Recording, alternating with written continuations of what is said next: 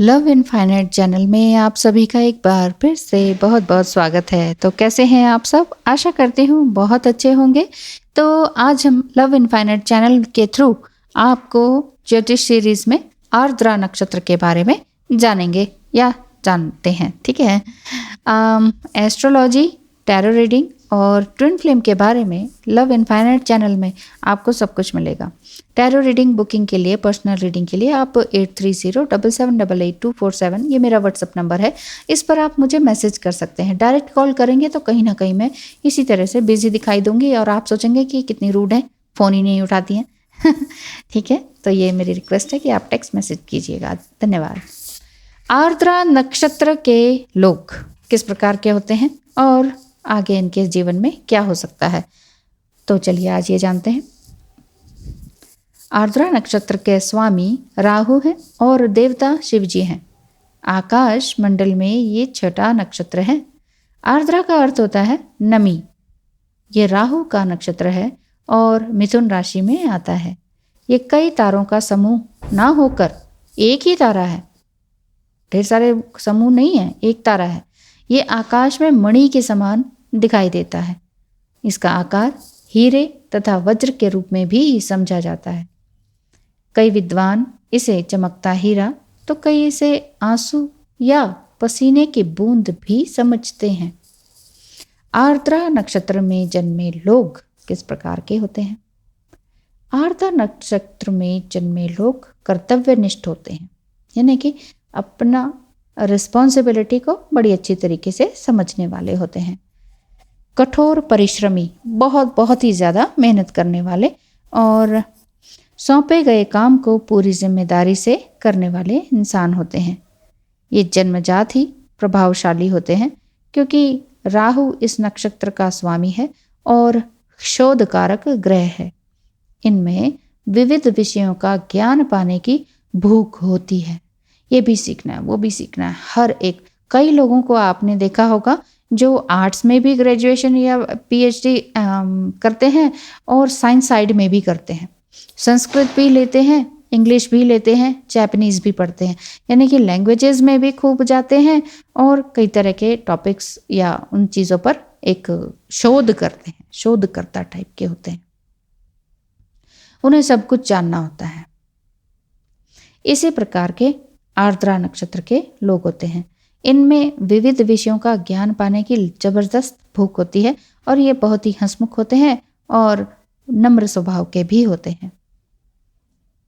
आर्द्रा नक्षत्र के प्रबल प्रभाव में आने वाले व्यक्ति बहुत ही जिज्ञासु प्रवृत्ति के देखे जाते हैं। इनमें विश्लेषण करने की क्षमता भी प्रबल होती है, एनालिसिस करने की। कूटनीति तथा राजनीति के विषयों में इनकी बुद्धि खूब चलती है। राजनीति के क्षेत्र में ये जातक सफलता पाते हैं। इनका मस्तिष्क हमेशा क्रियाशील रहता है। अपने लक्ष्य को प्राप्त करने के लिए पूरी ताकत लगा देते हैं। तो यदि आप ट्विन फ्लेम जर्नी में हैं और आपके डीएम पॉलिटिक्स में हैं तो आप समझ सकते होंगे कि उनमें से मतलब कई लोगों के डीएम जो हैं वो आर्द्रा नक्षत्र के भी हो सकते हैं। वो लगातार एक्टिव रहता है उनका माइंड और लगातार कुछ ना कुछ करने के लिए तैयार रहते हैं। उनको ये होता है ये भी सीखना, वो भी सीखना है, यहाँ भी जाना है, वहाँ भी जाना है, हर जगह से कुछ ना कुछ सीखने की भूख इनकी लगी रहती है। इस नक्षत्र के जातक प्रत्येक मामले की तह तक जाते हैं तथा इन्हें प्रत्येक मामले में छोटे से छोटे पक्ष के बारे में भी जानकारी रखने की आदत होती है। छोटा सा छोटा पक्ष में ये लोग सफलता पाने के लिए साम दाम दंड भेद सब लगा देते हैं। विभिन्न तरह का ज्ञान पाने में इनकी रुचि लगातार बढ़ती ही जाती है। ये जितनी भी समस्याएं आए उन समस्याओं का सामना धैर्यपूर्वक करते हैं। व्यवसाय तथा लेखन के क्षेत्र में इस नक्षत्र के लोग सफल होते हैं। किसी भी तरह का बिजनेस करते हैं तो या राइटिंग वर्क में काम करते हैं तो ये सफल रहते हैं। सर्दी तथा खांसी संबंधी रोग इन्हें अधिक परेशान करता है। मोती 4 से 6 रत्ती का चौथी उंगली में अगर ये पहने तो इनके लिए बहुत ही लाभप्रद होता है। किसी भी तरह से बिना कुंडली एनालिसिस कराए कोई भी रत्न धारण नहीं करना चाहिए। समटाइम कौन सी उंगली में पहनना है ये नहीं पता होता, और समटाइम किस दिन पहनना है ये नहीं पता होता, और किस मंत्र का कितनी बार जाप करने के बाद पहनना है ये नहीं पता होता, समय का भी नहीं पता होता, सुबह पहनना है, अर्ली मॉर्निंग पहनना है या शाम में।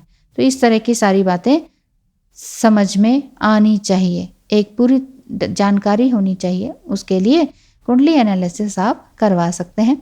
अपने बारे में, अपने बच्चों के बारे में जो भी आप जानना चाहते हैं या बच्चों की कुंडली एनालिसिस कराना चाहते हैं तो भी आप आ सकते हैं। ठीक है, आपकी कुंडली से आपके बच्चों के बारे में बस यही पता चल सकता है कि हाँ बच्चे अच्छे हैं या सब कुछ अच्छा रहेगा। किस फील्ड में जाएंगे और क्या इंटरेस्ट है, क्या स्टडी करना चाहिए, उसके लिए अलग से कुंडली देखनी पड़ती है बच्चे की जन्म कुंडली के हिसाब से, यानी कि date of birth, time of birth और प्लेस ऑफ बर्थ के हिसाब से बच्चे का देखा जाता है।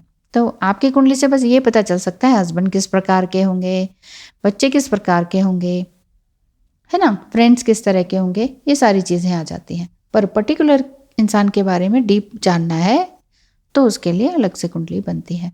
बहुत बहुत धन्यवाद है वीडियो को अंत तक देखने के लिए। Thank you so much. धन्यवाद।